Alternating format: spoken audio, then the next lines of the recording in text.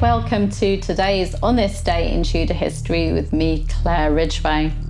Now today I'm taking you back to early in the reign of Queen Mary I. For on this day in Tudor history, the 10th of August 1553, the same day that Queen Mary I held a requiem mass for the soul of her late half-brother Edward VI, 7 men died at London Bridge.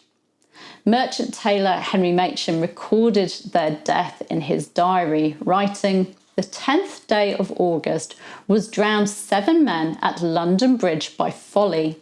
One was Master Thomas of Brydges, the lieutenant's son and heir, and 3 gentlemen more beside others." As Machin states there, Thomas Brydges was the son of Sir Thomas Brydges, Deputy Lieutenant of the Tower of London, under his brother John Brydges, 1st Baron Chandos, who was lieutenant.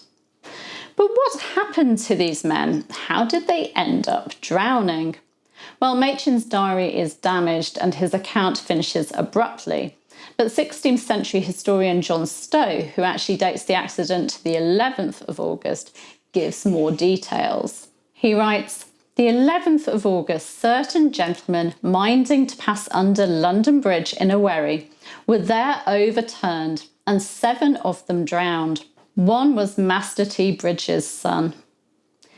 In the 16th century, the quickest way to travel in London was by water using the River Thames. It was much more convenient than going through the smelly and busy city streets, although you'd have to wait for the tide, as the Thames was a tidal river.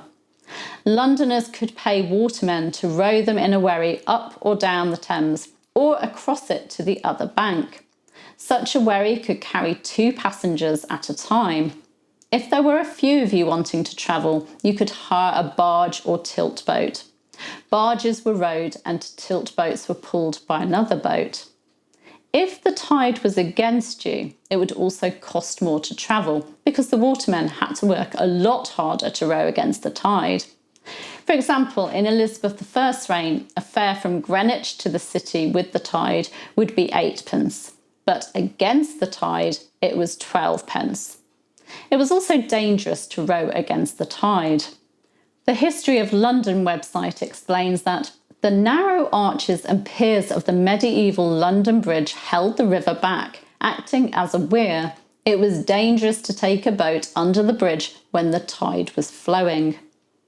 Historian Ian Mortimer also writes of how when the Thames tide went out, the part of the river under London Bridge turned into rapids. And he gives an example of some Catholic fugitives running into problems on the Thames one night in 1599, saying they rowed back towards the bridge, but by now the tide had turned and was flowing strongly. It forced their little boat against the piles driven into the bed of the river to break the force of the water. It stuck, and it was impossible to move it forwards or backwards. Meanwhile, the water was rising and striking the boat with such force that with every wave it looked as if it would capsize and the occupants be thrown into the river. They could only pray to God and shout for help.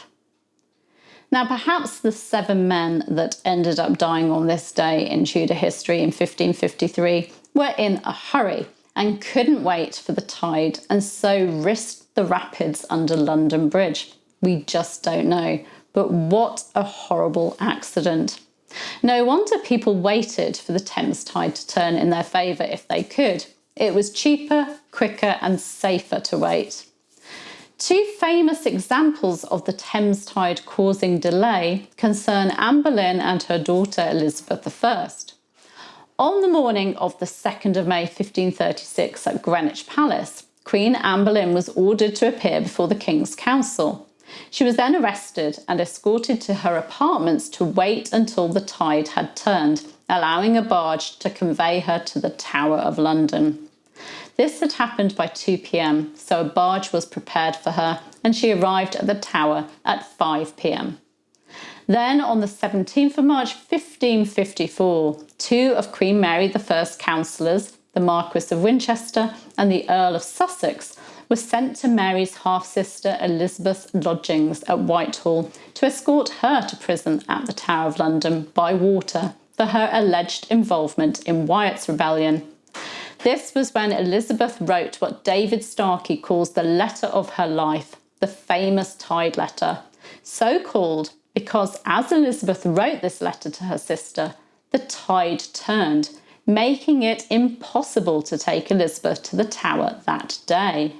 It only delayed her imprisonment though. She was taken by barge the following day. The River Thames was very busy by Elizabeth I's reign, and Ian Mortimer writes that there were over 2,000 wherries operating on the river. Wow, I can't quite imagine that. Also on this day in Tudor history, the 10th of August 1512, the English fleet's flagship, the Mary Rose, saw battle for the first time in the Battle of San Matteo, a naval battle in the War of the League of Cambrai. The battle was fought between the English fleet and the Franco-Breton fleet just off the coast of Brest. 1,500 to 1,600 men were lost that day. But how? What happened? And who was victorious? Well, you can find out in last year's video. I'll put the link in the description for you. Thank you for joining me today. You can subscribe by clicking that subscribe button right there. You can hit the bell to be notified as these videos go live, and you can give me a like and leave me a comment. I'll be back tomorrow. See you then. Bye bye.